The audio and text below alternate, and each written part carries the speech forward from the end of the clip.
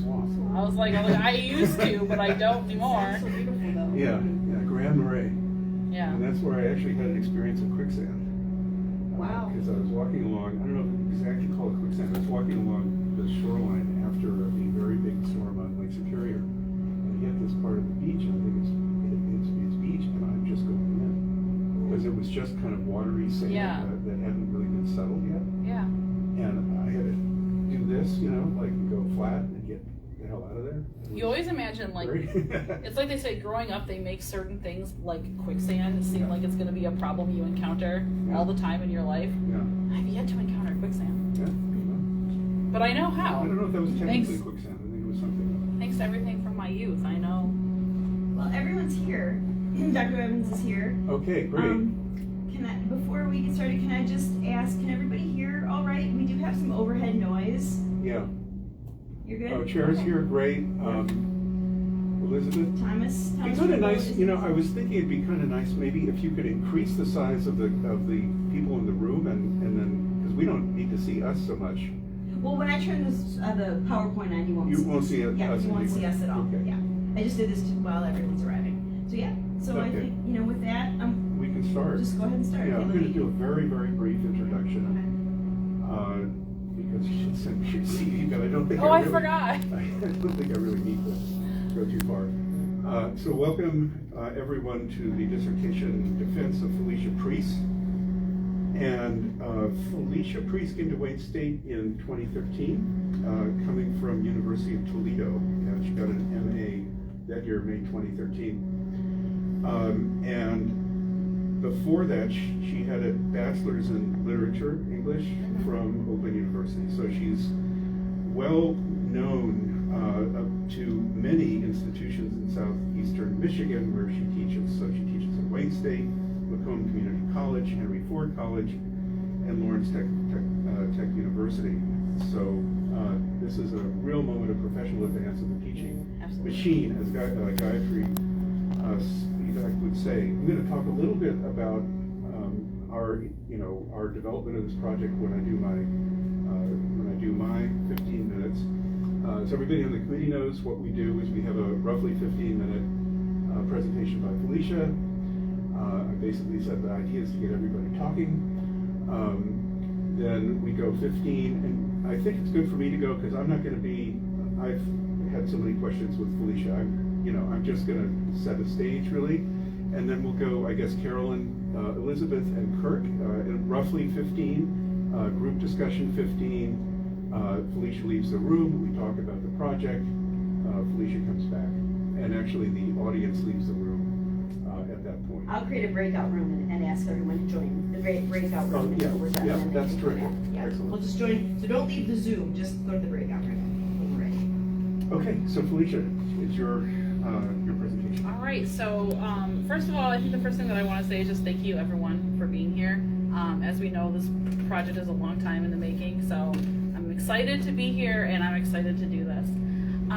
So the title of my project, Making Geography Come Alive, Hemingway and Representing Space in Mid-Century America. This project is something that I have put a lot of myself into, and so I'm really excited to share it with everybody today. So go ahead. So the first thing that I really wanted to talk about was what really brought me to this project specifically, to the topics and everything going on with it. It all started, primarily from my love of Hemingway, my whole raison d'etre, essentially, of being in grad school, wanting to teach literature, coming from Hemingway. And I knew early on that Hemingway was going to really just kind of be the main focus for everything. Actually, it was back in 2012. This is something I was thinking about last night and this morning. Back in 2012, when I attended my first academic conference, it was the International Hemingway Conference up in Petoskey, where, if my memory serves me correct, Kirk actually was the first person to approach me and be like, "Oh, you're Felicia, like, it's nice to meet you." And aside from having this whole moment of like, "Oh my God, a scholar is talking to me, that this is insane," it really helped make me feel like the Hemingway scholarly community was going to be my place, my family. So that was, first a big part of it. And then moving through that, moving into coming here to Wayne State, which was, a little bit rocky to start. But attending the Bavarian American Academy with Barrett, focusing on critical regionalism, gave me the kind of the foundation. This is an interesting area of scholarship, an interesting area of criticism that I wasn't familiar with and really wanted to learn more about. And I thought that it really was applicable to Hemingway scholarship. And so it was something that, when I'm coming to put this together, that was definitely going to be a big part of it. And I think the third kind of real big thing that solidified what this dissertation was going to be about and my approach to it was, again, part of the BAA experience was going to the Harry Ransom Center at the University of Texas and it was my first time sitting in the archives. And there's something to be said for that, like sitting in an archive for the first time and like actually having these documents in front of me. The pictures that I have here were actually pictures that I took from a couple of the things there. I've always just loved looking at those manuscripts and seeing the thought process, because you get that idea of kind of what was going on as things were happening. That one particular is one of the dispatches that were written that I do talk about in here when talking about some of the stuff from the Spanish Civil War. So this would have been when he was in Spain.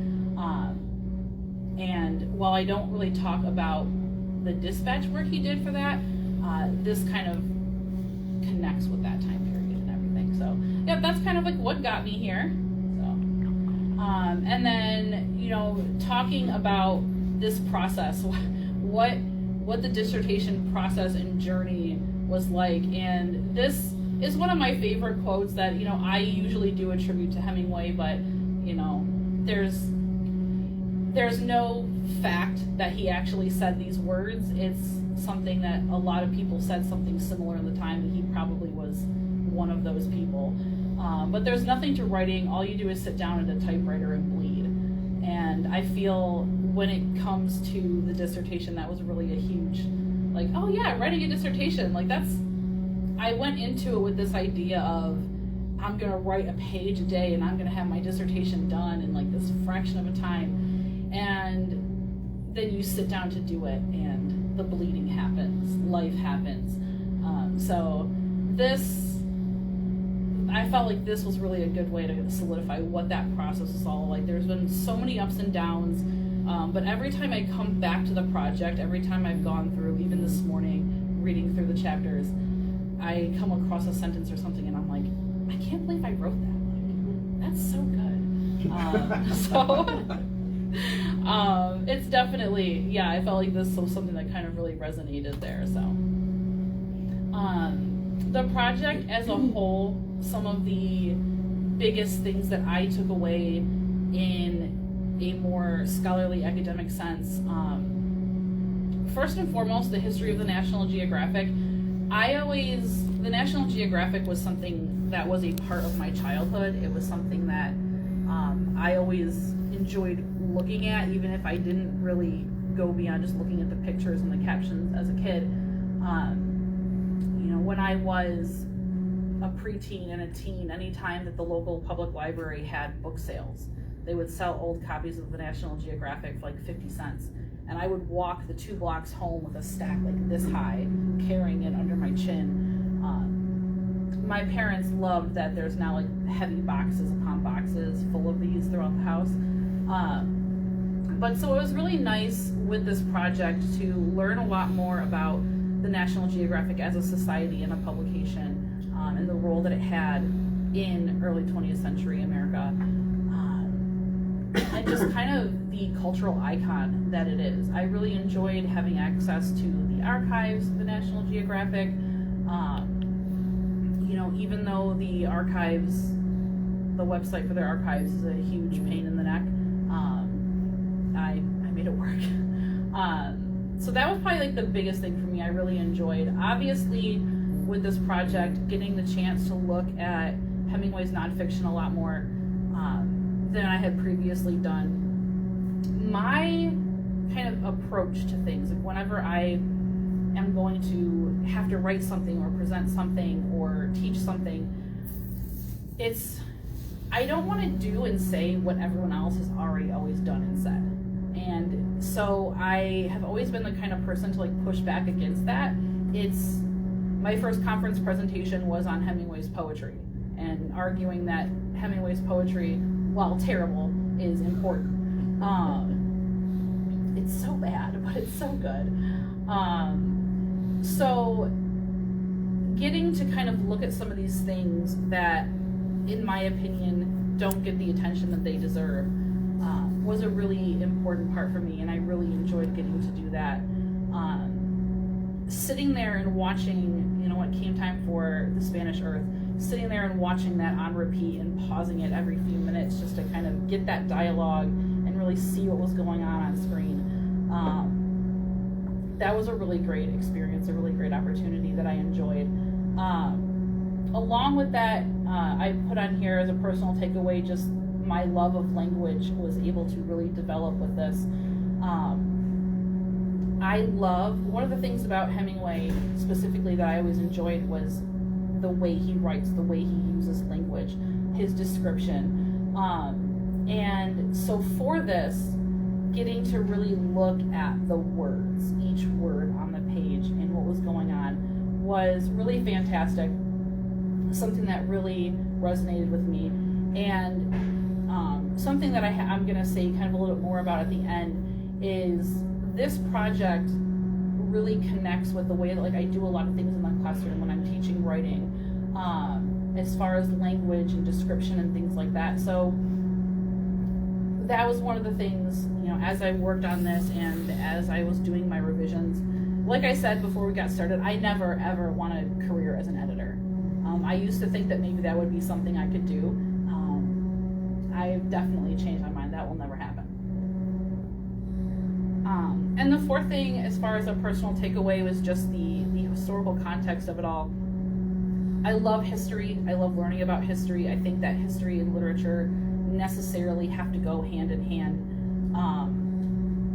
And with several of these things, so especially my chapter on the Spanish Civil War, chapter 3, I knew almost nothing about the Spanish Civil War before this project. So really kind of positioning that within the historical time frame, right before World War II and how everything kind of led into that, really getting closer with that historical context was something that was really important to me, that I thought was really great. This here is just a couple of the main questions that my dissertation is looking at, kind of to distill this down. The top one there is really just looking at how Hemingway, the National Geographic, and these other authors used their writing to give a written identification to these places that would have been unfamiliar and unrepresentable in terms of the geography, but also in terms of the events themselves when talking about war. I look at, I think it was really important, the role that modernism had in establishing an early sense of globalism. We tend to, I think of globalism as being something unique to the very late half of the 20th century into the 21st century. But throughout my research and throughout working on this project, it really became obvious to me that globalism was something that in some way, shape, or form was happening much earlier than that as well. And then finally, as far as Hemingway is concerned specifically, and modernism in general, what can a study like this, what can looking at spatial representation, what can looking at this globalism and critical regionalism do for the Hemingway tradition as something that is not really addressed as frequently? As far as the authors, I think I've explained well enough why Hemingway is here. Hemingway had to be here. I also, Langston Hughes, I really wanted to include Hughes when it came to talking about the travel writing, I think that having his perspective there was really important when discussing. We're not just representing these places in Africa and what was going on, but we're representing that from these two very different perspectives. Someone who is just there as an upper middle class person on vacation versus Hughes, who was having, you know, an early young adults kind of identity crisis, if you will, as he goes over there. The little tiny picture there of the soldier is Alexander McClintock. He never set out to be an author. He never really wanted to be anything. In fact, when it came to publishing his memoirs, he felt he was publishing it more so that future soldiers would know what war looked like and what they were getting into. And when I came across his memoir, I thought that it was a really fantastic contrast to what Hemingway was doing in A Farewell to Arms. And so I wanted to bring that up, as well as because when his memoir was first published, it was very, very popular and critically acclaimed. But it's something that nobody, you know, really knows about or talks about anymore.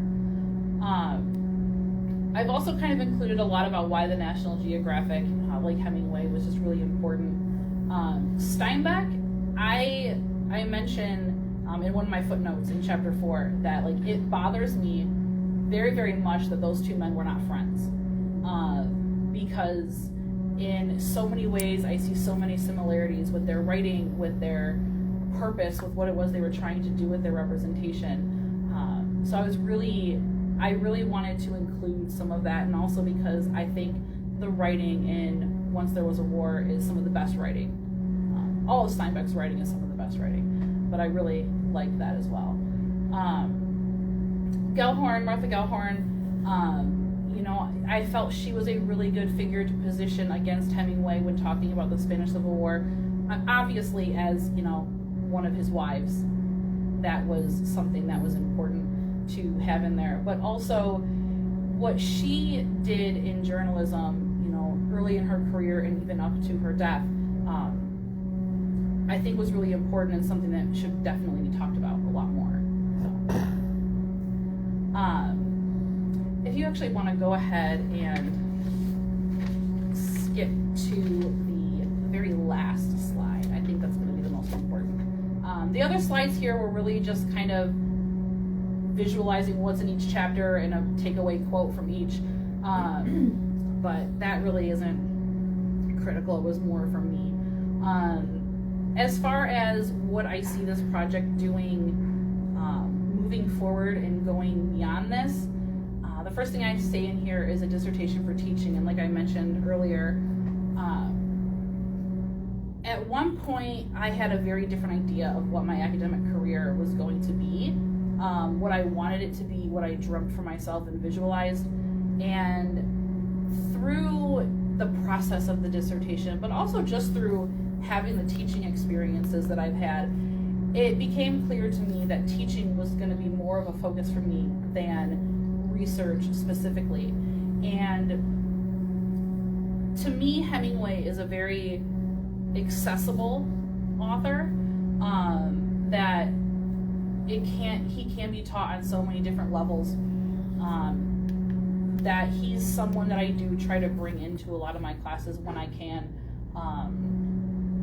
And again, with the descriptive language, I use a lot of, when I teach basic writing classes, I use things like How to Write Like Hemingway, the How to Write Like Hemingway book, and various Hemingway related prompts and things to kind of think about that descriptive writing and to write about narrative. So I really saw this as, yes, we can look at this from a critical scholarly angle, but also what can this do? What can I do with this information in the classroom as well when I'm teaching world literature and things like that? That kind of segues into this idea of further research. There's obviously so much. Each of these chapters I felt could have gone on and been its own dissertation, been its own book, been its own entire something. And I already, even if I don't formally sit down and write other things for these chapters. There's already so much that I've collected in my to-be-read list and my wish list on Amazon of books that I want to buy on these topics to read and kind of learn a lot more. But in addition, I think that it opens up a lot to be talked about with scholars in general and academics in general. Do I one day think I might publish my dissertation as a book-length thing? I don't know about that. I've heard some horror stories. But I definitely see each of these chapters as being something I could revise and potentially submit for publication. Ideally in the Hemingway Review, if they'll have me. We'll see. And then finally, on a more lighthearted note, and beyond a well-deserved nap. I plan on shutting my brain down for about a week after this whole process. They won't, but I can do what I can. But yeah, so that's that. Fabulous. Thank you. Thank you so much. You know what I was thinking? Actually, I was going to go through the chapters, and why don't we have those chapter slides? Sure. Yeah. Okay. So if you want to go back to that, and then once I'm kind of done with that, we can leave the slideshow. But yeah, go back. I think you didn't have anything for the intro, right? But you did have something from chapter 1. Yeah. Okay, there we go. Okay, so I wanted to talk a little bit about the genealogy of this project, and it goes back to Felicia coming here in 2013. I actually done a seminar in 2008 on modernism and the spatial turn. It was called Regions of the Modern, Critical Regionalism in Spatial Form. And this is a project that comes out of the whole effort at revisionist modernist studies, and that in turn goes back to the founding of the Modernist Studies Association. But it was also a little bit of a frustration with Frederick Jameson's notion of the spatial turn as a postmodern phenomenon, and I wanted to complicate that and take a look at how to spatialize modernism. So it was like a kind of bringing modernism into conversation with the spatial turn that Jameson had theorized. A lot of the sort of the founding text that ended up framing the discourse, came out of that seminar. And so even though Felicia wasn't in it, we used that as a resource in terms of constructing at least that part of it. Then there was the experience of the Bavarian American Academy and the Ransom Center, and I just want to comment on that. 2 of the BAA sessions were themed around critical regionalism, and what I wanted there was to create a transnational dialogue between the Americans and the Germans, as a kind of a regional thing. Also, there was a lot of Berlin, Detroit regionalism going on there. So I wanted to exploit the differential relationship between these different spaces.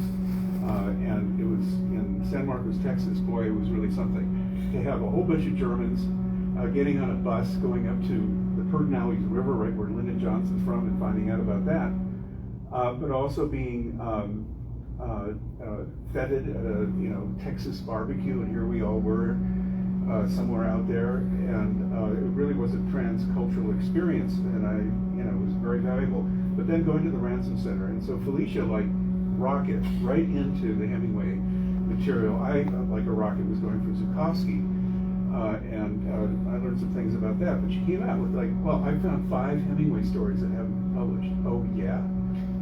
And so we went from there, and I think after the one seminar we did have, that led to a directed study on that archival work, and it was just what's going on now with finding those stories, what to do with them, where is the Hemingway discourse in relation to that. I was kind of surprised that in the dissertation you're really modest about the archival aspects of it. It only pops up here and there that these Gellhorn articles are on an online, website for Collier's magazine.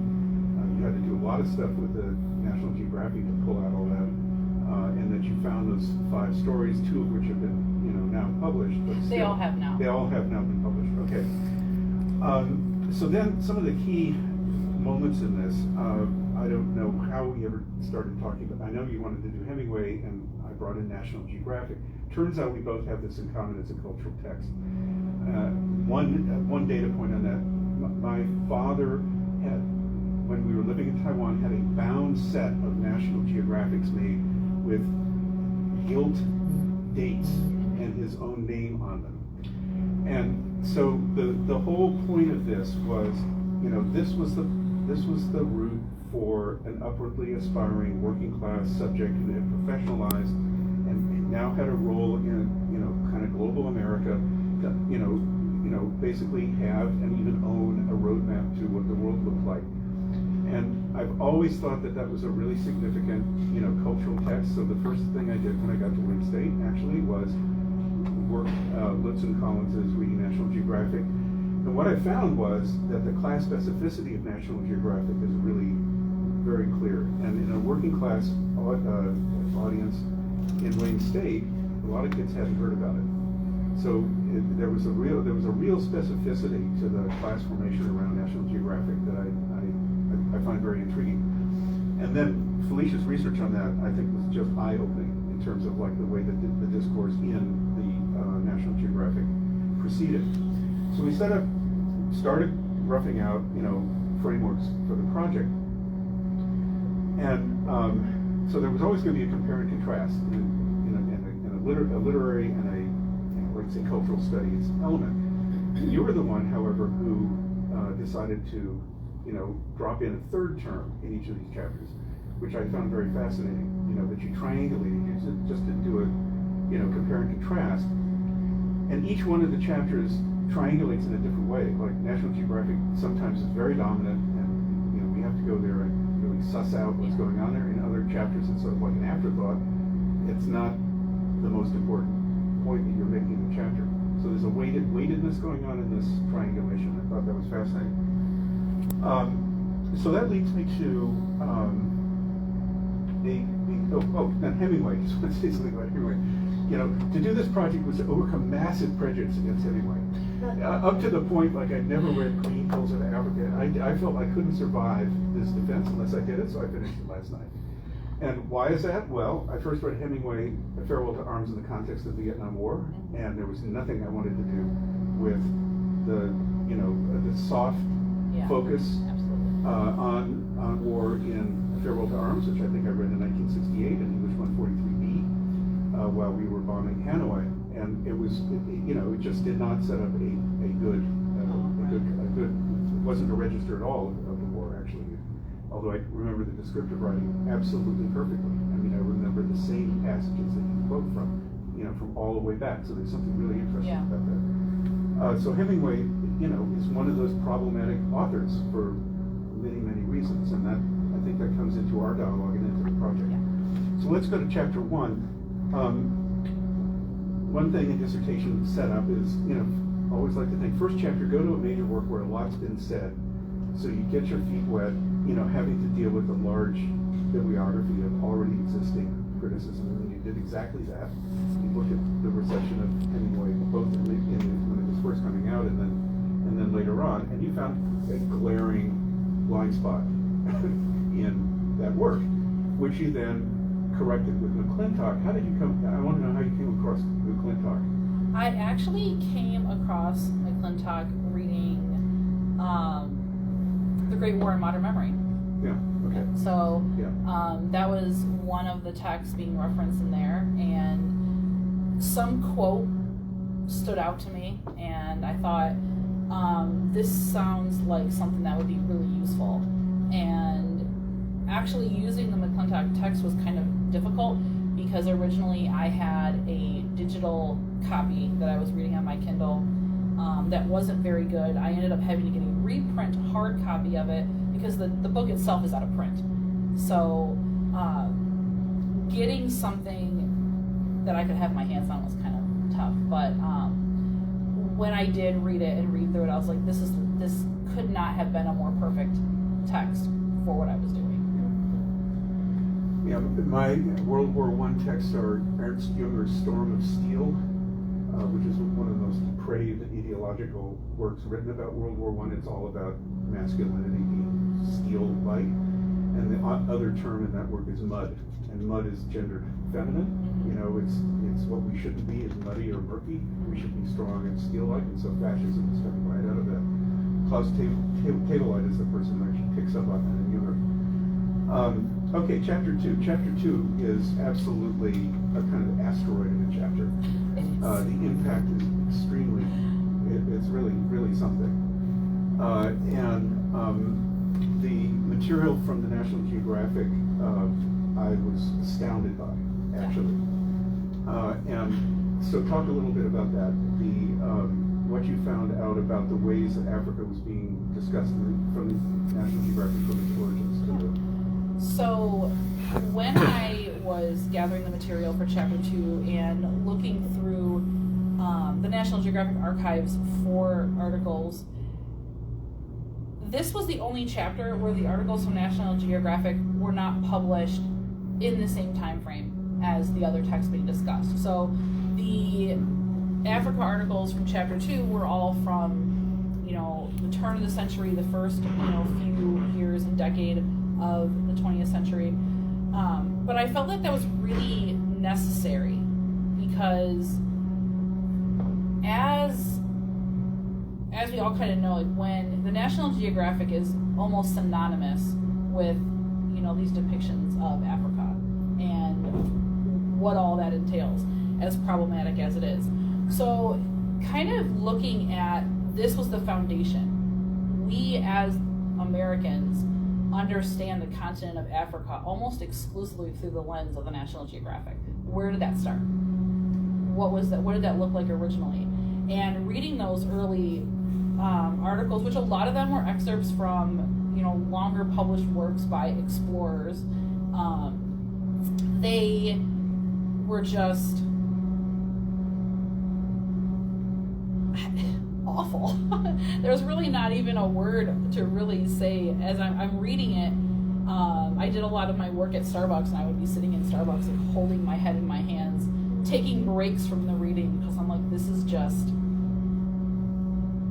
making me sick to my stomach. So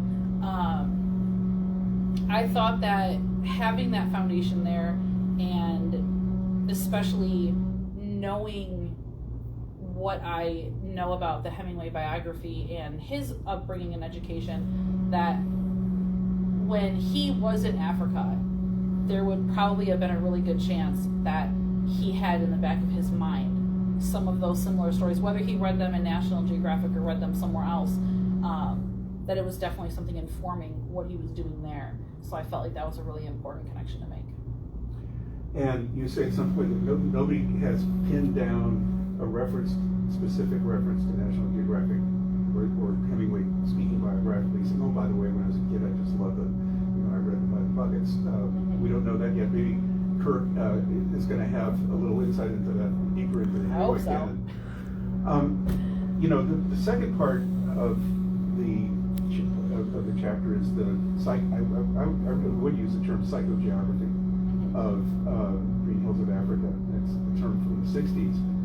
But reading it, you know, your passage is basically talking about a kind of a memory overlay between the description of Africa and then, you know, subtext of description or sensibility of the landscape in Michigan is completely convincing.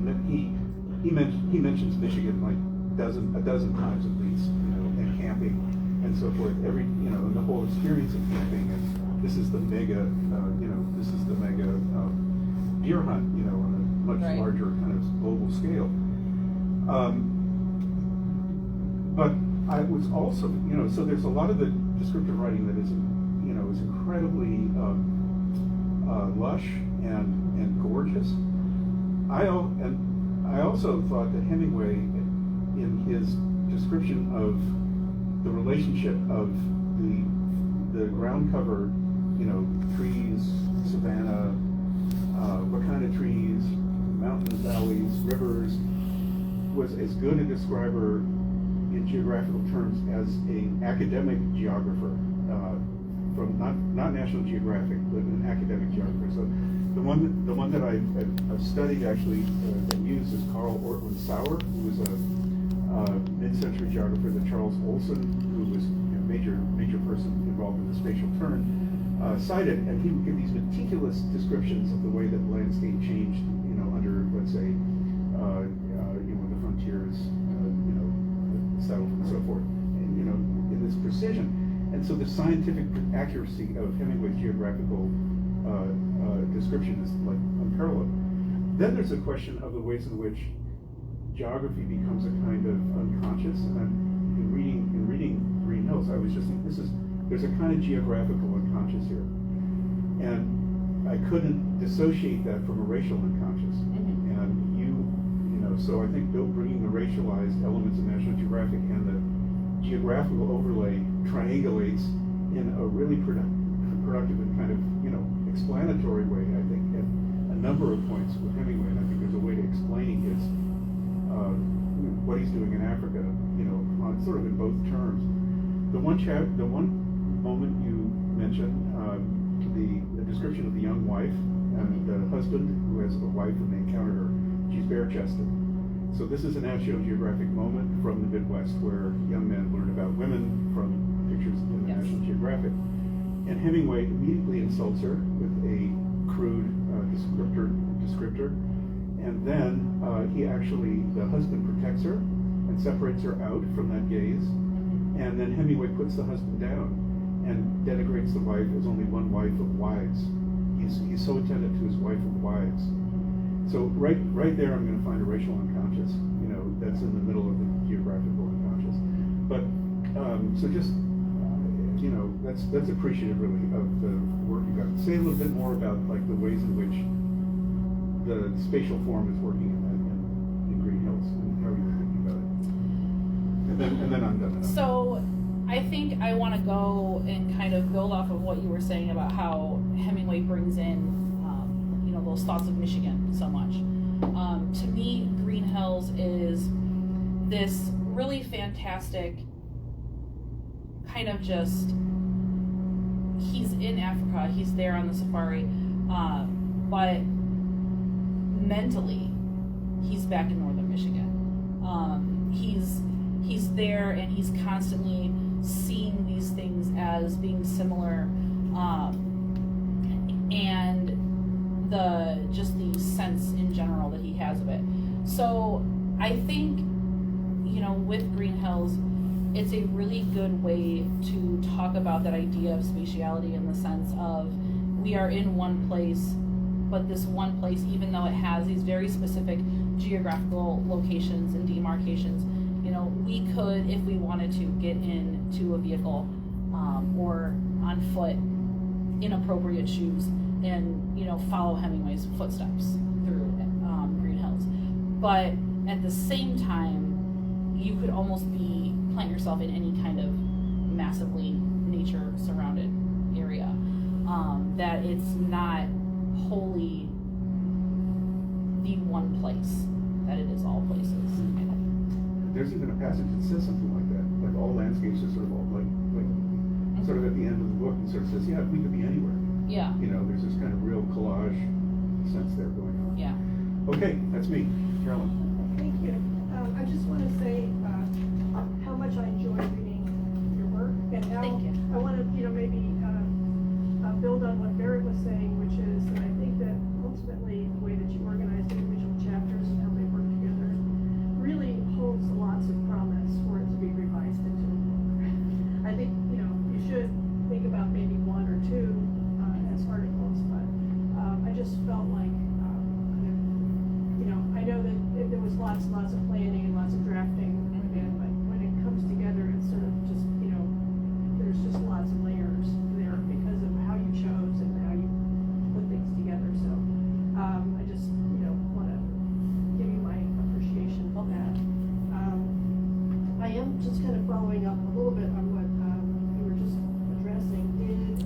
Is there an opportunity to talk about Hemingway's early stories if you expanded this within the context of Green Hills and some of the other things that you... Absolutely. I mean, the easy answer for that is absolutely, because especially in his short stories, and especially in the short stories that take place in northern Michigan, Right. I think there's a lot to be said there, as far as the geography of things go, especially with it being Michigan.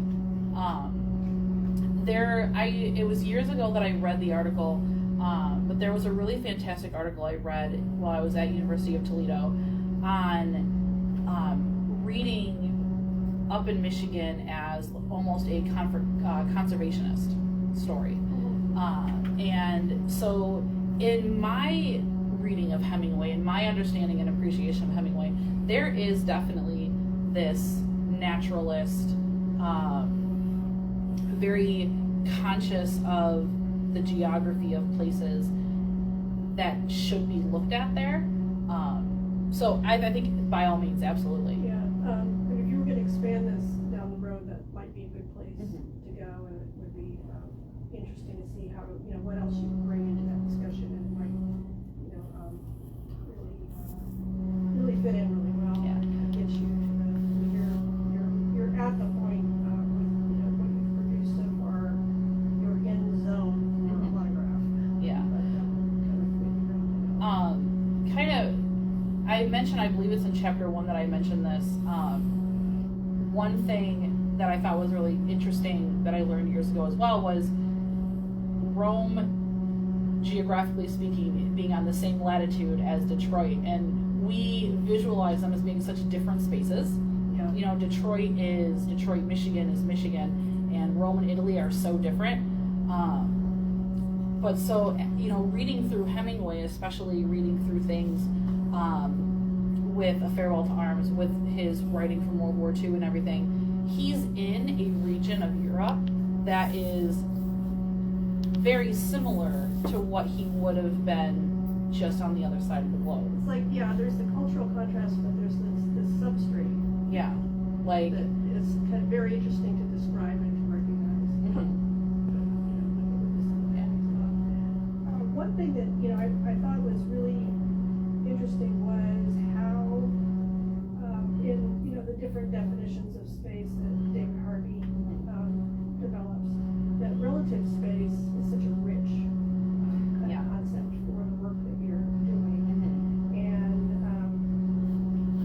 I guess I wanted to ask you to maybe expand on that. Are there, what are some of the observations about relative space? And at one point, you mentioned Hemingway as a participant observer, and that might be kind of an interesting, kind of fulcrum for that too. So I don't know if you had more to say about that, and also about relative space as it intersects with it, either being more of an insider or more of an outsider in the narrative. So I will say first of all that wrestling with those terms was something that I could read Harvey 1,000 times and read what it said 1,000 times, but those were ideas that I really wrestled with for a while, as you are aware. As far as like that movement and what we're looking at with Hemingway as participant observer and what role that has, I think most of the writing, that was coming out of this time period, and when we're looking at it, most people, even nowadays, we don't really read as many firsthand accounts of things. We don't really read, if we want to talk about wars and things, or if we want to talk about specific geographical regions like in Africa, how often are we reading the individual from Kenya? Are we reading their story of their experience in that space? No, we're reading the outsiders coming in and writing about it. And even when it comes to war, one of the things that show up with World War I and again in World War II is this idea that in order to be successful as a soldier, you have to stop thinking. You stop really participating, and you're just doing and you're observing. So I think that you can't separate that when you're talking about the writings that come out of these things, you really have to talk about that. Yeah, I had noted something that I wanted to follow up on that really follows from that, which is, that when Steinbeck says, about the difficulty of representing war and connecting it to trauma.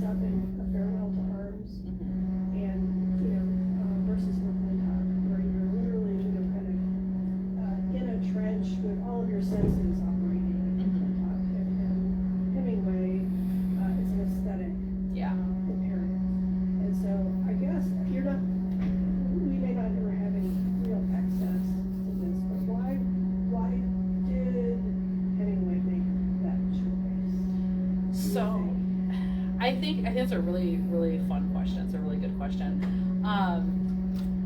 One of the things, again, that like I talk about with chapter 1 is with A Farewell to Arms, it's people look at it as one of two things. Either it's a war novel with a love story in the background, or it's a love story, or vice versa, war story with love, love with war. So I think if we look at it like from that perspective, it absolutely becomes the love story with war as the backdrop. It's the incidental thing that is causing the sequence of events to happen. And I feel that, you know, when it comes to Hemingway, there's a few different reasons why it might have been like that. I mean, partially because he was only there for a couple of weeks, and then he was in a hospital, and then he went back home. So his actual experience and understanding of the Italian front and what was happening in World War I was very minimal. I mean, after he got back home, those 2 weeks he treated as though, you know, he were the most important person to the Italian front. But I think that a lot of that just comes from the fact that he wasn't there long enough, and he wasn't really ingrained in things deeply enough to do it the justice it would have needed to do. So even if we want to read it as a war story, it's still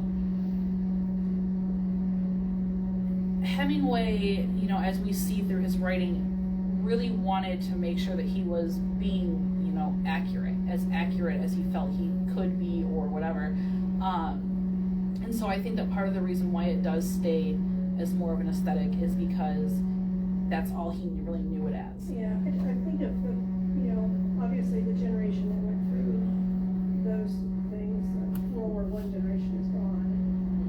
But there are still a few people from World War II, and the ones that I've known in my life have been very silent. Yeah. Or, particularly if they were in active combat. And it's interesting to me to think about Hemingway's approach, because it might be possible to think about it as a medium ground between silence and then, you know, kind of total immersion, and giving people access to the war as a landscape and a concept, while not being silent about it. Yeah. So anyway, just some thoughts.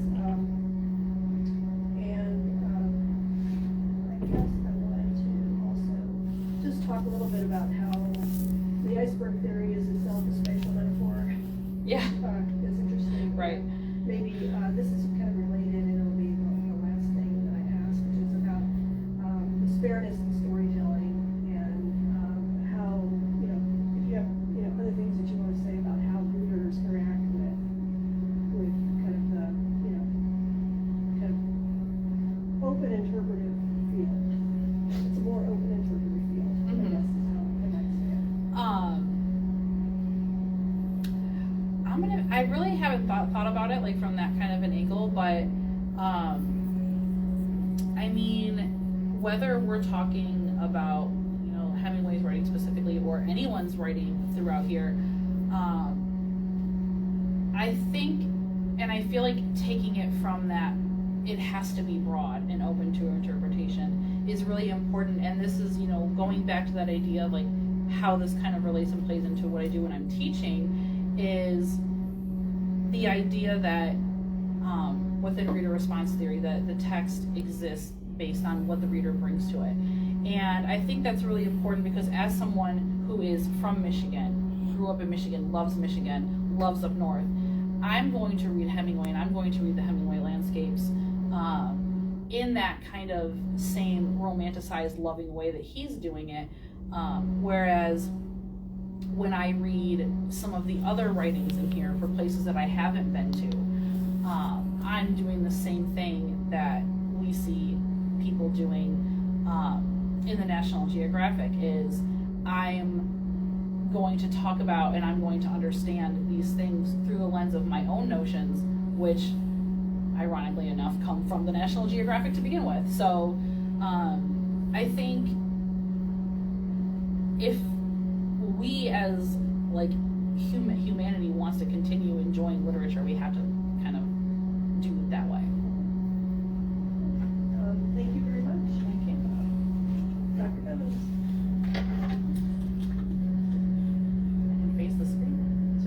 Friends is next. Yes. So you can hear me? Yes. Excellent. Great, let me just rearrange my windows here. So this has been really fascinating, listening in on this discussion so far. I wanted to sort of ask you, Felicia, a little bit more about the work of comparison that, as we've been saying already, is such an important aspect of this project. Each chapter setting up one or two other texts alongside a text by Hemingway. Often, though, the texts are analyzed largely independently from one another, and I wonder if you can explain how comparison is a useful method for you. Does it reveal, for instance, something new about Hemingway's writing or about American representations of foreign places? And I'll give you a couple examples. In chapter 2, you compare, as we've said, Hemingway's representation of Africa and Green Hills of Africa to those in National Geographic and the Langston Hughes's travel writing. But I'm not sure I understand what the payoff is. You have some small comparisons. Hemingway uses derogatory language about Africans and he describes scenery a lot. Versus Hughes is very conflicted about his relationship with Africans and doesn't describe scenery. But what are we to take from these comparisons? What can you sort of think about think with us about the main point that you want us to take away from that?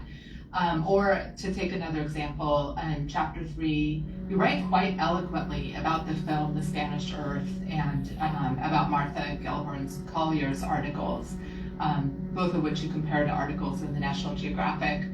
But again, I don't think I follow what looking at the text together shows us. At the end of the chapter, you write, while the Spanish Earth was and is regarded as anti-fascist propaganda and belonging to the Popular Front movement, Gellhorn's writing seems to balance between the modernist drive to build community and the anti-fascist political machine.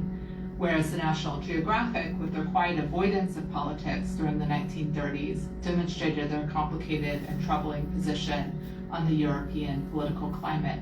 So there's a lot of knowledge here, and these are interesting and important claims about each of the texts. But I wonder if now that you've finished the dissertation, if you can step back a little bit and say what all these representations of the Spanish Civil War add up to. Why is it important to bring them together? Because in some ways they seem quite different, right? So what is it that this work of comparison does? So first of all, absolutely, I agree 100% that as I move forward through the project, I really felt myself as well that the comparison was a lot more like, here's one text, now here's another text, and I felt as I was working on it and kind of doing it that very here's one, here's another juxtaposition comparison, for me almost like spoke for itself. But as the person who's working on the text and is invested and involved in it, the connections are definitely a lot easier made in my head than I think they are necessarily on the paper. I feel that I structured things that way mostly because, again, much like I feel like some of these authors are doing, I wanted those ideas and those connections to be more left for interpretation. So I'm going to say, here are these similar and somewhat related texts talking about this subject. Here's how they're doing similar things, and now like, what do you think of it? What can we bring now as a conversation? As far as the payoff is concerned and kind of how I see that going, I think the biggest payoff. So I'm gonna real quick. I was saying, should I be looking here at this camera? Should I look? I don't know what I'm doing. I don't know where I'm supposed to be looking. It doesn't matter. I feel, because I'm looking at your face. I'm looking at the screen here. I feel that the payoff overall really comes from, now we have this information here, now we have this as a foundation, let's build off of this.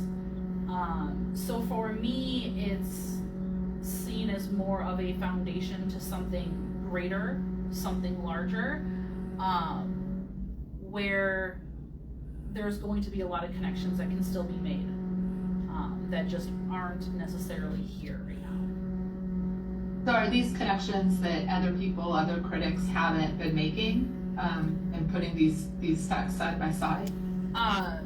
So with, as far as that goes, with like what's out there, there's so much on spatial theory. There's so much to be said about the geographical sense of it. In my own research, did I come across a huge overlap in that, in the sense of the literature of this time period? Not necessarily. I was seeing a lot with either, maybe 19th century American literature, specifically, with regionalism, and talking about that. And there's more things, I would say, in the last 50, 60 years with the literature of the last, several decades. But I wasn't convinced. Are there things that talk about Hemingway's writing in comparison to those of like Martha Gellhorn? People have written about that, yes. Is there writing that talks about the way that the war correspondents and journalists were writing in comparison to fictionalized accounts? Yes. But it didn't seem like anything like quite like what I was trying to say, is that these authors are writing, and whether it's a conscious or a subconscious thing, they're shrinking the globe. They're drawing these connections, they're building these bridges, so that it doesn't matter if you're in China or Africa or Italy, or northern Michigan. There's this kind of human experience, and there is also the like geographical natural experience. If that answers that at all. Yeah, that's helpful. And actually, I wanted to ask about, again, it's sort of a version of the comparison question in a way. In terms of the National Geographic and the more literary modernist writing, are they doing, can you sort of summarize for us what their contribution is in terms of envisioning the foreign places? Can you distill that for us?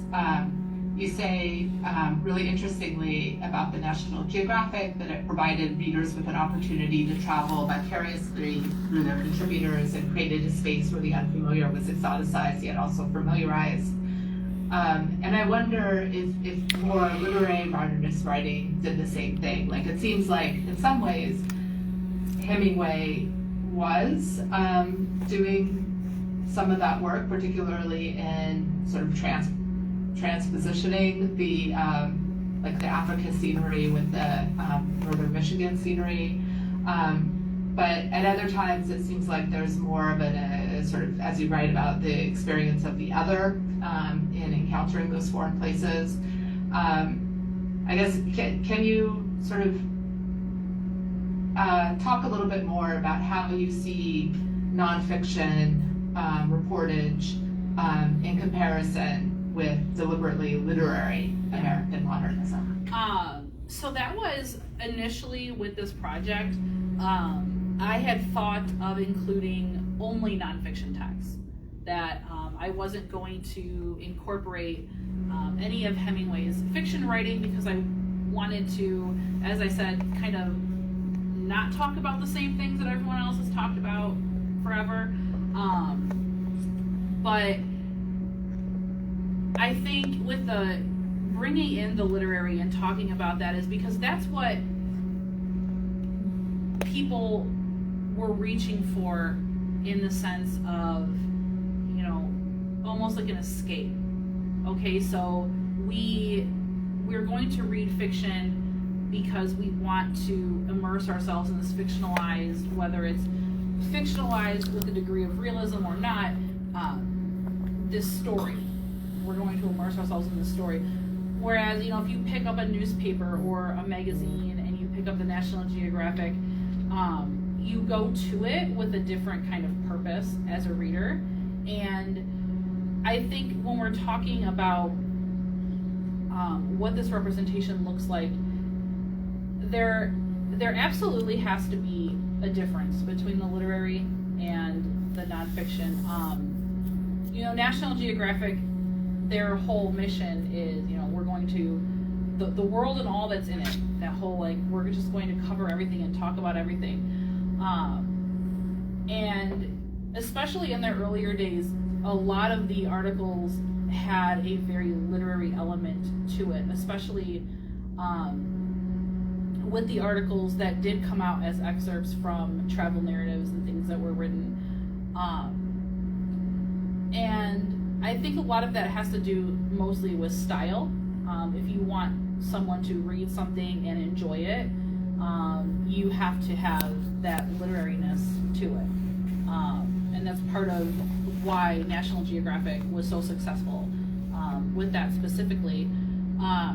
And why I think the dispatches, when we get to World War II and a little bit about the Spanish Civil War, part of what made those dispatches so impactful is that literary quality. That nobody, and I use that term, I use it loosely, people are going to be less interested in reading those official reports where it's okay, this event happened, here's the tactical details of it, here are the numbers and the data and the figures. That's less interesting to a general reading audience than let's take that information and kind of make it a little flowery, make it a little literary. So. Yeah, it kind of seems like you're talking more about a spectrum of representations rather than sort of two different modes. Right. And maybe one of your contributions is to break down this kind of barrier that we tend to have between self-consciously literary text and memoir and reportage. Yeah. Thank you. That's really helpful. I think I've used up my time, and that's great. Actually, you've only been 12 minutes, so that was an intense 12 minutes. If you want, I don't know if you want to stop there. That's great, but what do you? I love that this is sort of out of curiosity, really. You mentioned, or somebody mentioned that we don't know, and maybe we'll return to this actually with Kirk's question, that we don't know about Hemingway's familiarity with National Geographic, but I wonder if any of the other authors had any kind of relationship with National Geographic, any of the other authors in your That is something that I did not look into. Along with Hemingway, I feel confident in saying that Martha Gellhorn probably had a familiarity with the National Geographic.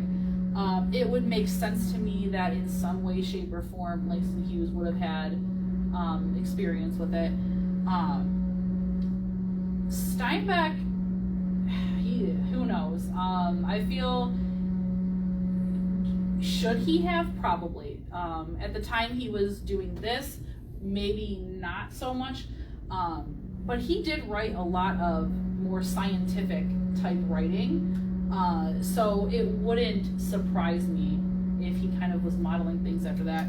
I will say that if Kirk comes on and says there is definitive proof one way or the other as far as Hemingway stuff goes, I'm going to shake him a little bit because I've been trying to figure this out for the last 10 years almost. I saw evidence in the archival materials that there's lists of these are all the things that Hemingway had on his bookshelf later in his life, but I never saw anything definitive that was this is what was on the shelf in the Hemingway house at Oak Park when he was a kid. So I'm hoping there can be some light shed on that. I even reached out to the National Geographic themselves and they did not respond. So I was somebody has to know this information. So yeah. thanks. That might be actually a nice transition into Kirk. Thank you. Hi, Kirk. All right, well, I'm happy to jump in and just want to say thank you for inviting me to be a part of this. It's, I'm at a regional institute, so I don't necessarily get to do this a whole lot. So it's always fun to be a part of a project like this and to see something grow over the course of time. Just for the record, I want to make one clarification. I suspect in Petoskey it was not me who came and spoke to you. Everybody on the committee, I usually go to these things with my mother, and she has become kind of the unofficial host in some ways, completely usurping me at these events, and becomes kind of the social host of everything. Which She was my buddy. Yeah. She tends to do a great job of looking out for people. I'm just going to make a couple editorial comments, if I may, Absolutely. and then we'll come back to this question of Hemingway and the readership. A couple of things that just caught my eye that I would call attention to, and I think you probably have time to tweak them before the final is bound. But first off, congratulations for not calling Green Hills of Africa the Green Hills. That tends to be a mistake that happens quite frequently. But I did notice when you refer to Soldiers Home that you called it a Soldiers Home, and that's I think on page 42. Mm-hmm. So you just want to correct that. And then the other one, With that, Soldiers Home. with that, I may have been referring to the paintings. Okay, all right. I'm not sure. I'll have to go back and double check. Okay. Well, the other one was just Garden of Eden, and you just want to make sure you get the definite article in there for the Garden of Eden. Like I said, these are very minor editorial things. This is the editor in me coming out. One of the other things, and I want to come back to some of the process issues because I'm intrigued by Dr. Evans' question about comparison. But one thing that jumped out at me, and this is something that at the Fitzgerald Review we encourage people to do when we ask them to revise, is I noticed you used something quite a bit. And I think maybe sometimes that's a bit of a placeholder for more specific ideas that you're still in the process of articulating. So one of the challenges I would have for you is when you sit down to revise, to do any of these chapters would make great articles, or if you decide to do an entire book, is to one of the things that I always tell contributors is you can't use something, you can't use anything, you can't use everything, you can't use there is or there are. And usually the first reaction to that is anger, which I can totally understand because it seems rather petty. But it really, I've found in my experience, and this is something I did with myself, it really forces us to sort of articulate concretely what concepts that we're doing. And I think one of the things that happens is when you tackle those concepts, you realize they're really yours to own. You're absolutely free to sort of invent a conceptual language that is yours rather than rely on the spatial term or some of these types of terms we might apply, at least as a framework at the beginning. But anyway, that's just very minor editorial stuff. I will say I am not aware of any connection between Hemingway and National Geographic. And so I think you're really onto something neat here. I think the question I would have for you is, what do you think if you found a letter from him about the National Geographic, or if you found an essay in which he referenced it, what do you think his opinion of that publication would be? That's a really fantastic question. I see it as much like probably his opinion on a lot of things as being very back and forth. I feel like his desire to obtain knowledge, to be descriptive, to observe a thing, and to write about it would appreciate the National Geographic, that perhaps younger Hemingway might have had a much more positive feeling towards the National Geographic. But I feel that later Hemingway may have been a little bit more troubled with it, especially due to kind of like the way that politics started seeping into the National Geographic over the years. And as I learned with this project, you know, with the Spanish Civil War and moving into World War II, having a lot of issues there with the president of the society having those fascist-leaning tendencies, I think that later Hemingway might have recognized the society and the publication for being a much more problematic piece than he would have probably as a younger person. So I guess it depends That's on great. when he was writing about it. Yeah, I absolutely agree with you. One of the things that struck me about sort of the way you establish, Fitzgerald studies, we talk endlessly about Fitzgerald and his sort of readership overlapping with the readership of the Saturday Evening Post and different ways he dealt with those readers. And Hemingway, you don't really have that because he was never as much a periodical writer. If he was, it was for Esquire, it was for more specialized occasional magazines like New Masses or whatever.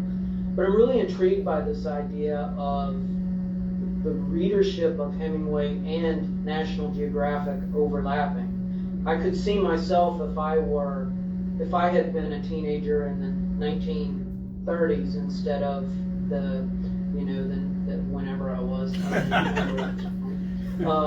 But I could totally see myself being a fan of both Hemingway and National Geographic.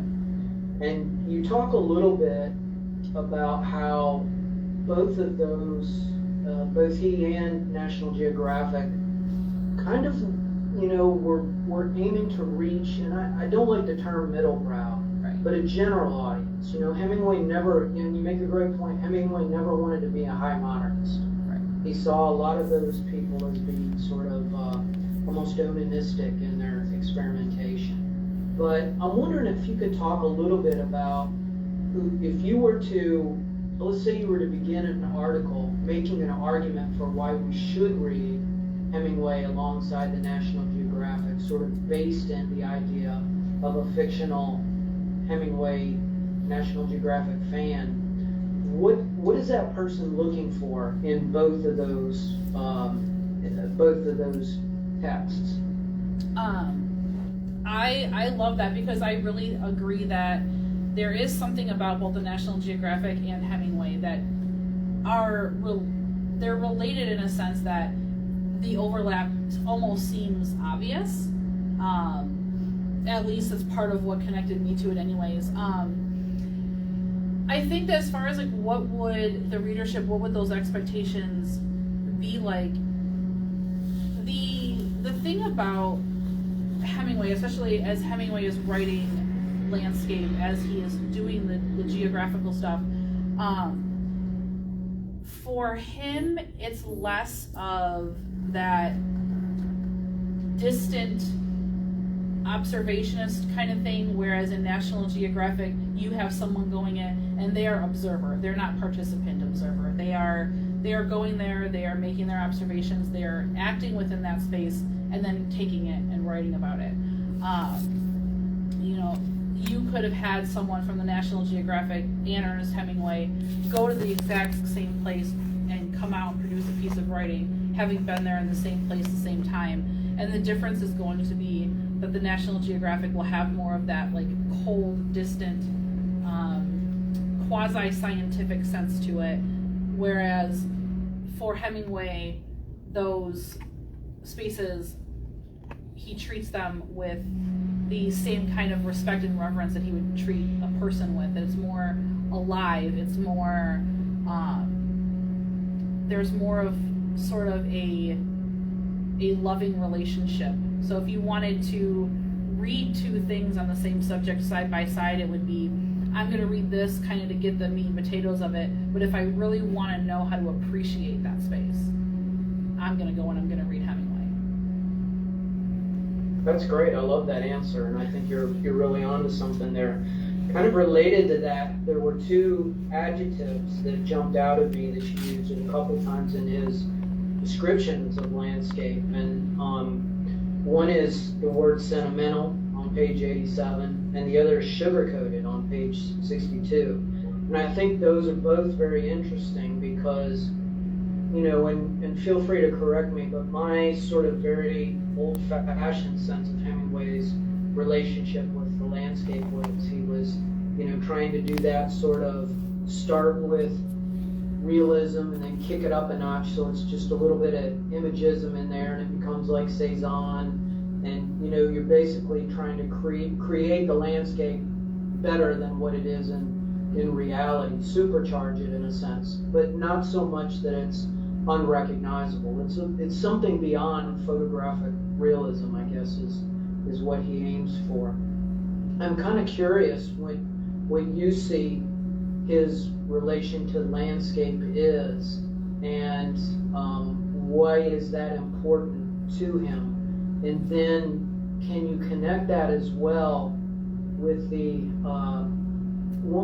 other thing that struck me in your discussions of geography is, there was a time when all of us kind of cut our teeth on Hemingway and landscape with Carlos Baker, who 7 years later seems very rudimentary in saying a mountain symbolizes this in Hemingway and a valley symbolizes this, and that kind of high new critical age of almost reducing the natural world to meaning very basic symbols. So can you talk a little bit about how you think that he saw himself as a writer relating to landscape, and what is the duty of the wordsmith in treating the natural world?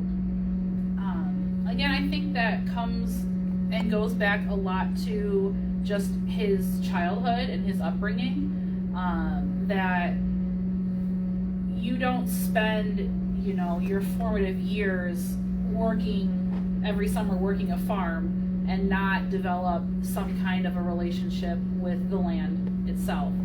I think that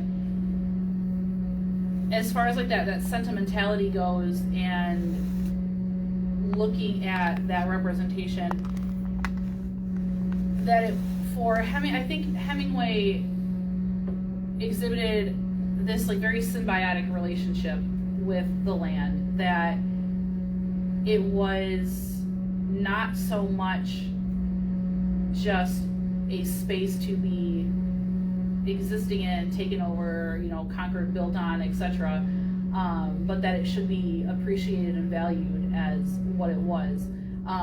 In some situations, and something I said as well as with chapter 1, there's times in the narrative of A Farewell to Arms where Hemingway almost seems to want the reader to sympathize more with the landscape than he does, the soldiers and the war that's happening. Look at how we're destroying this space, and look at how this space has been destroyed in this time. Seems to him almost more of a moral failure than anything related to the war itself. So I think the second part of your question, what was the second part of your question again? Just about, do you think there's a space in your analysis, and I'm not looking for a yes or a no, so whichever you decide to go, I'm just curious. But so much of the early Hemingway criticism about place tended to be symbolic. Okay, yeah. And that Carlos Baker sort of approach, where I think of his kind of chapter in The Writer as Artist about it's almost like he draws a little chart between every topographical thing in A Farewell to Arms and its symbolic meaning. And I'm wondering, do you see that approach? How do you feel about how do you feel about landscape as symbolism, I guess I would say? I love that. I just had almost this exact same conversation with my classes at Lawrence Tech talking about literary elements. Symbolism, I think when we try to, like you're saying, like pigeonhole these elements into, well, a mountain is a symbol for this, or a valley is a symbol for this, it makes the reading experience less enjoyable. And that was, as an emerging youth and encountering literature growing up, that was one of the things that turned me off from a lot of things about literature, was, you know, being told, well, this is a symbol for this, and so if you're reading this, you have to interpret it this way, and that's the only way that we can really understand it. But symbolism is obviously, you know, as we know, so much more than that. It's, what is a symbol to me is not going to be a symbol to somebody else. As far as the landscape as a symbol, I think that really goes along with it, because if you have a reader who has absolutely zero connection to the natural world, you know, somebody who grew up in a very urban environment, spent their whole life in that urban environment, and had very little interaction with the natural world, having that kind of foundation of, okay, we need to understand that landscape means something, is going to be different for them, whereas somebody who lives in those natural spaces and exists in them a little bit more will understand those a little bit differently. So there needs to be a flexibility. I think that when we're talking about the landscape as a symbol, it's important. It does do something, but that can't be something that we pigeonhole. That it has to be something that's left open for interpretation. You know, as far as, you know, what might Hemingway have been doing with those landscapes, what might he have been wanting to accomplish, who knows? I think the landscapes a lot of time in Hemingway are almost less of a symbol and more of a character. Okay. So it, depending on the text, depending on what's going on in the text, I think it could really be read as either. That's great. That's great. It struck me that when we were talking about the difference between subject and objectivity, I think one of the inevitable questions that comes up from about Green Hills of Africa on is the question of Hemingway's celebrity and his sort of swaggering sense of putting himself at the center of everything. And as you know, Edmund Wilson has a famous dismissal of Green Hills of Africa, where he basically says, anytime Hemingway writes fiction, it's great, but when he talks about himself in the first person, he's just absolutely buffoonish and awful. And I'm just wondering, especially when you get into Spanish Civil War or World War II, so much of his writing is mitigated about the fact that he is Ernest Hemingway, the celebrity, going off to these sites and writing about them. And I'm wondering, how does that notion of maybe his self-consciousness about having to write as Hemingway, do you think that affects the later works? Oh, absolutely. It's actually interesting that you bring that up. The last week I've been trying to listen to as many episodes of the Hemingway podcast as I possibly can, as they relate to my topic. And I don't remember now which episode it was, but that was kind of something that was talked about on one of the episodes that I was just recently listening to. And absolutely, especially when we get to World War II, Hemingway was performing Hemingway in a great sense. And, you know, on a side note, I think there's a lot to be said, and a lot that still can be said between Hemingway performing Hemingway and who Hemingway actually was as a person. I think there's a lot of room to kind of really develop that discussion. But with these writings, I think by the time we get to World War II especially, he was more concerned about doing what he wanted to do than what people expected of him as far as, when it came to those dispatches. He knew, well, I'm Ernest Hemingway. I can get away with writing you a crappy paragraph and you're going to pay me the big bucks. Whereas, other people, Steinbeck or even Gellhorn, who I didn't talk about in that chapter, they had to really work for those paychecks. They had to do a lot more. As Steinbeck mentions in his own work, he knew that people didn't really trust him or accept him and that he didn't have that status, whereas he doesn't mention Hemingway by name, but Hemingway, of course, had that status. I think that that's part of the reason why some of the later Hemingway is talked about critically the way that it's talked about, because it is so hard to separate Hemingway, performing Hemingway, from what's really going on. I don't know, I think it's definitely something that affects the writing a great deal. But as far as, I'm not quite sure how I want to wrap up my response to this. It's there, but it's not. It is a thing. Sorry, yeah, it is a thing. And I think that we have to address that if we're going to talk about it.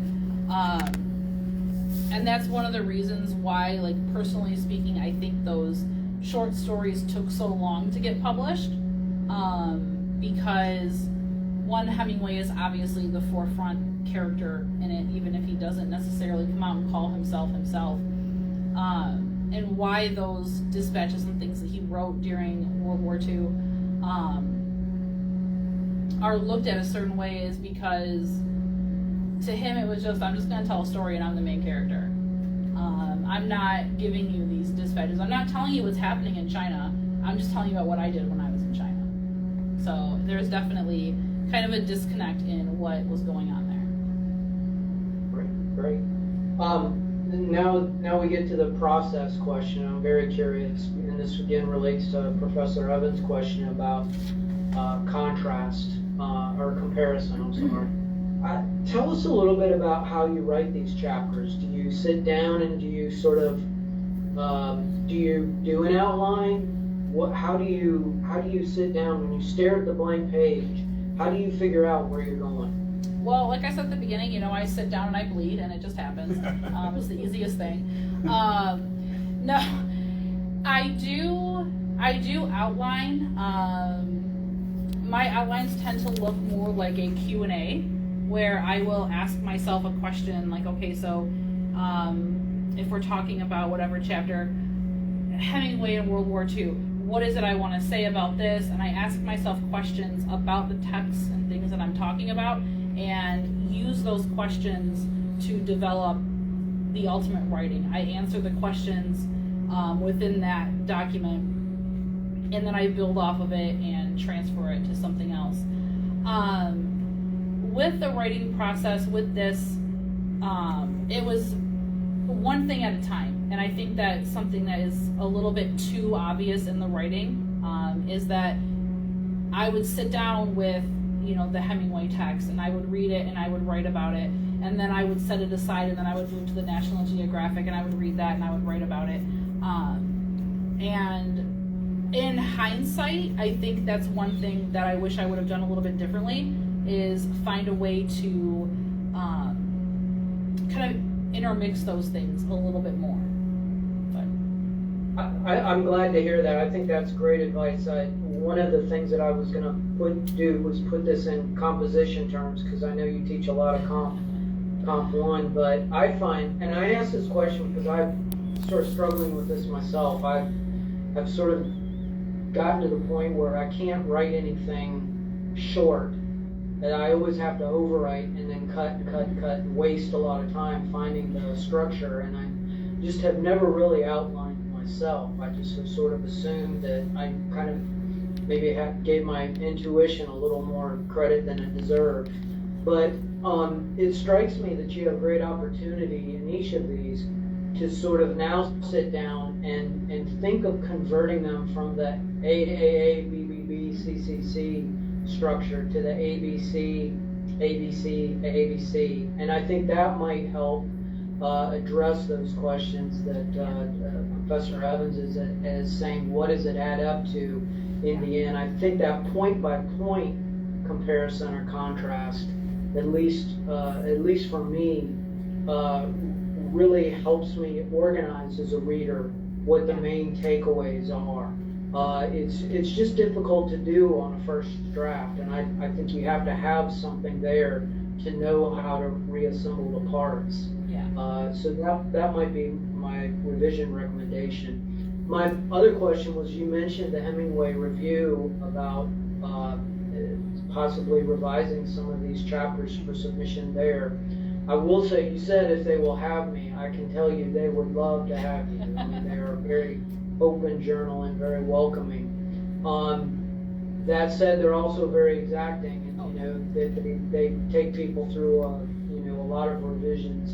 But I'm wondering, of the main chapters, which would you be most inclined to rework, to submit to the Hemingway review? I love that question. So it's really interesting. So looking at my dissertation as a whole, I think it is obvious to everyone that the first chapter is the most well-developed, well-fleshed out. Like, it is the better chapter.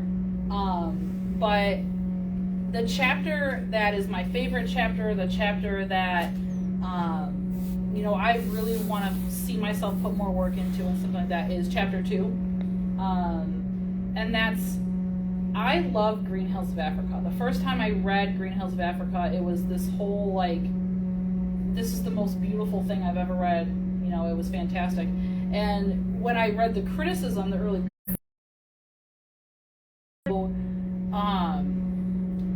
I would really like to, I think that would probably be the first chapter I would want to kind of think about in that term. That's exactly what I was hoping you would say, because I think I think you've got a great opportunity there. Couple cautions. If I were you, I will tell you, I have never done anything on Green Hills of Africa because it breaks my brain thinking about all the stuff that's been done on colonialism, and thinking in particular the work of Brian Hediger and some of those guys who've really made us re-see that narrative. But I do think you bring, and I love Barrett's word about the triangulation there, and I think the positioning, Green Hills, National Geographic, and Langston Hughes, to my knowledge, I'm not aware of anybody ever talked about Green Hills and then the Big C. And I think you've got a great opportunity there, and then slipping in National Geographic. Everybody talks about Green Hills in relationship to those kind of old, and it's also with Macomber, the sort of late 19th century, in Darkest Africa, I think is the title of the book. I can't remember the guy's name, but I think you have an opportunity to expand our sense of maybe what the well of sources, not Hemingway himself, but readers might have drawn upon if they were thinking about Africa and coming upon that book. And again, I think the challenge is making the case in your introduction, because especially for an article, it's a little different from a chapter, because you're, a chapter in a book, you've already laid the framework in the introduction. So I think establishing a context for why it's important to do this would require maybe engaging the current state of where people are on Green Hills of Africa and the sort of historicist idea of his treatment of Africa. The other reason I've never written about Green Hills of Africa is because I absolutely hate all that 50s stuff, the other Africa narrative. And it to me, it's almost like a sinkhole. It's almost like something you collapse into with under Kilimanjaro, and it's almost impossible to get out. But I do think if you do that one for an article, you'd probably have to deal with that in your epilogue as a kind of conclusion. Would make a great conclusion. I would not wish it upon you to get into that as your main thing, because I think you've got enough going on. But I think you really have an opportunity to make people see, almost intertextually, a different way of thinking about Green Hills, to put it in there. It's just a matter of finding that focus and what that main thesis is. And I would suggest that, again, it all boils down to the reader who's never been to Africa, who's discovering that world through National Geographic or through Hemingway or through Langston Hughes. It's a little unclear to me who Langston Hughes' original audience for that autobiography was, but you could address that as well. Yeah, absolutely.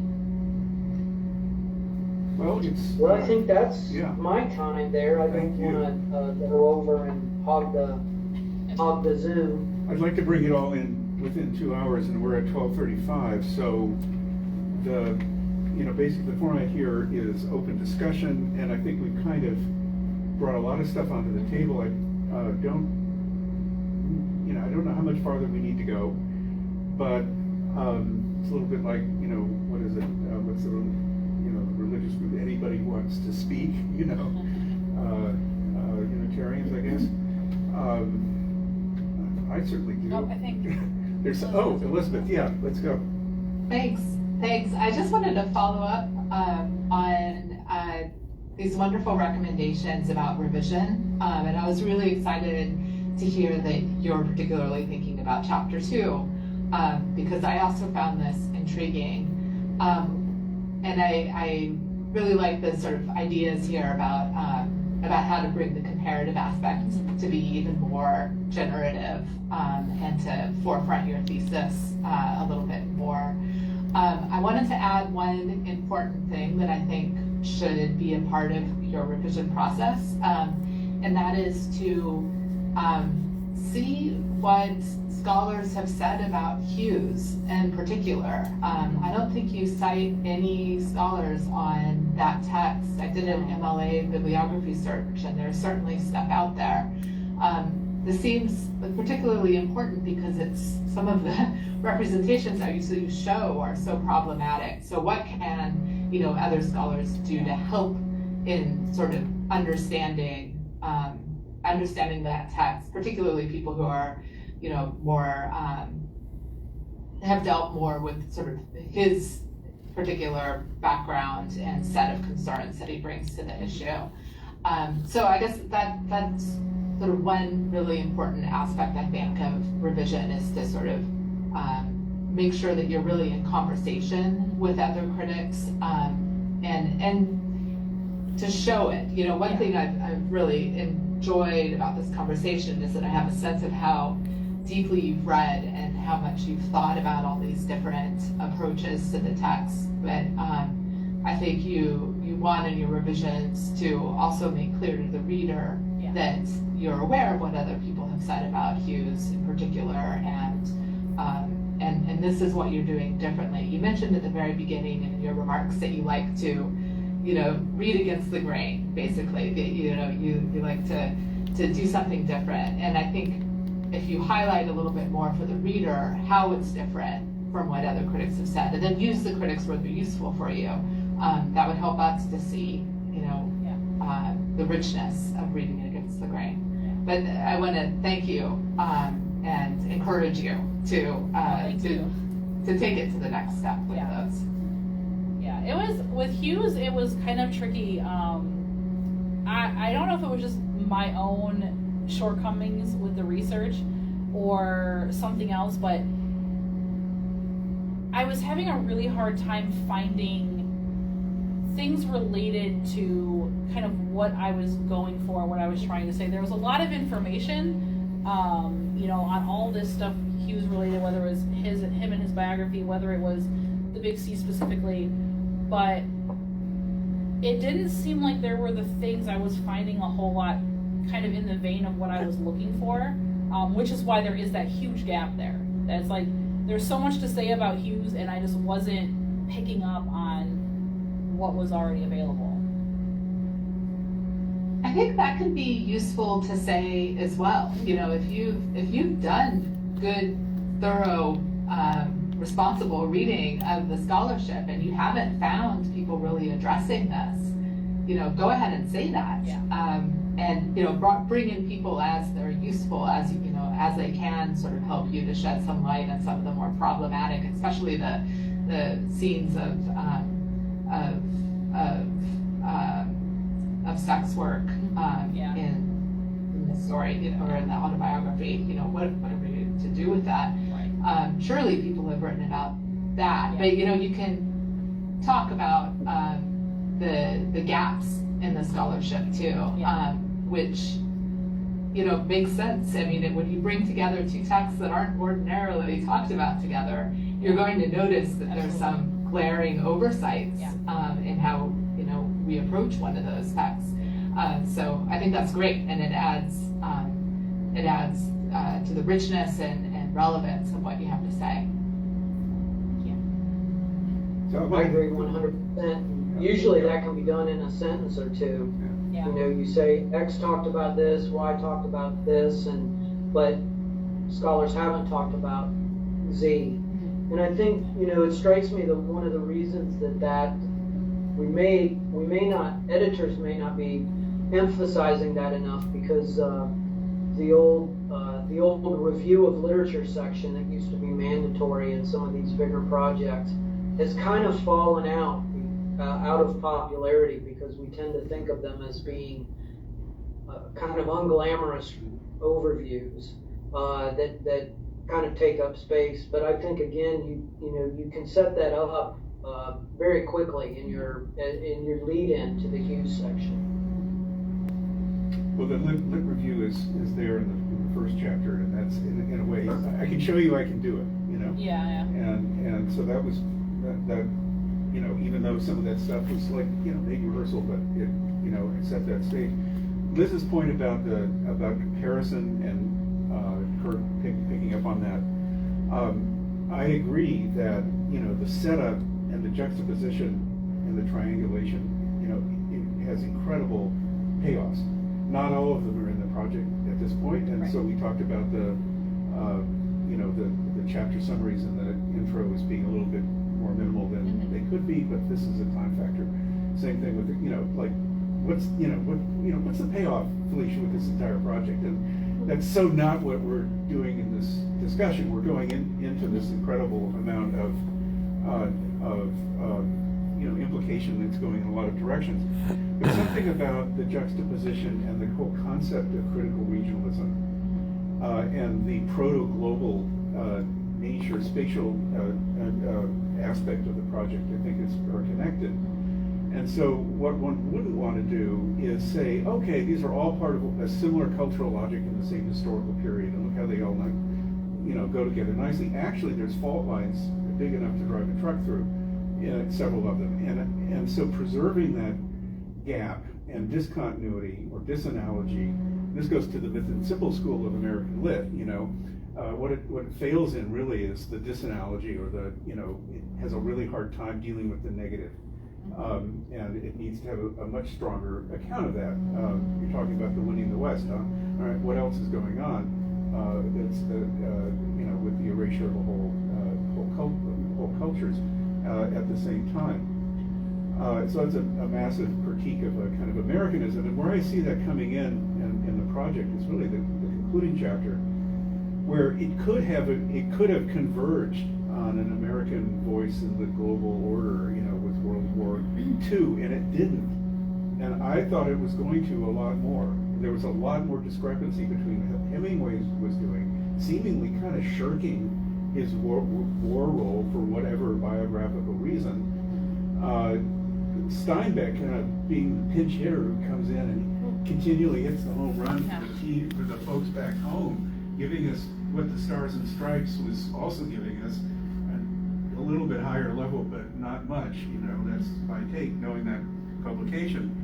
And National Geographic kind of like looking to capitalize on this because obviously it's good for business, but having held back from American internationalism, which had been established in Chapter 3. So there's something about the, well, you know, and this culminating moment that is not like at the end of World War II. It gets preserved if you maintain a distinction between these different logics that are going on, which have to do with the readers. That's another point I really did like, though, the reader response aspect of this. You say time and time again, the text I'm looking at is motivated by the reader. It's motivated by the reader. It's doing this work because of the reader. The folks back home, Yeah. But that's a real through line there. But that, again, the folks back home and then the discontinuities, I think, are also important. So you don't get a coherent national narrative out of this, and that's where the critical, the transnational, I think, really comes in. And the way and I think it's your tough-mindedness as a reader, frankly, that makes that happen. When you're looking at something, you're looking at it on its own terms, and then you're looking at the next thing on its own terms. So some of that discourse in the National Geographic is like, a bad bug under a microscope, and you have to describe what it is, and you do that. And then you go to the next text, and you're describing what you're seeing or reading in there. So that's a little. I think there's a tension here, wanting more of a payoff. Yeah. I agree, and yet at the same time, the discontinuity between these different texts, I think, is seriously significant. Yeah, absolutely. So, Carolyn? Well, I would just say, you talked about, this is a dissertation that has informed your teaching, and I'm curious about, kind of specifically what texts that you didn't use before you wrote the dissertation have been brought into your classrooms. Well, that's kind of tricky because I don't really teach things that afford me the opportunity to bring in a lot of this. So what I will say is when I'm teaching the literature-based course at Henry Ford, I have in the past used like a chapter from Green Hills of Africa when we're talking about doing descriptive writing and doing some of that research. I've also used the Steinbeck several times. Unfortunately, when I'm teaching the literature courses at Lawrence Tech, they have a lot more of a rigid kind of curriculum structure, and it's a world literature, like the first half is like ancient literature, the Renaissance, and then beyond is the second half. So it's more anecdotal that I bring it in. Some of the stuff from this specifically when I'm talking about the writing process, when I'm talking about doing research and documenting things and organization. I have plenty of stories to share with them about this process and what it looks like. I hope that there are going to be ways in my teaching career in the future. I would love to be able to specifically talk about the National Geographic a lot more. Back doing my master's at Toledo, there was the opportunity for the grad students to create, we proposed a course, and it was a lottery. Someone was going to get chose to teach the course that they had proposed. The course at the time that I had proposed was all about literature as propaganda in the early 20th century, and I was not picked to teach that class, which was kind of a bummer, but fortunate in the sense of I think I know so much more now that if I were to do something like that, I know for a fact I would be bringing in a lot of this material. Yeah, that makes sense. And I mean, you did, kind of address the ways in which there are, like counter propaganda in some of the literary texts, but also that, it's interesting that there is this through line among the more literary authors of resistance to the idea, the old idea of glory and war, and so that it just didn't seem to me. I mean, it seemed like it was a complete, like across the board rejection.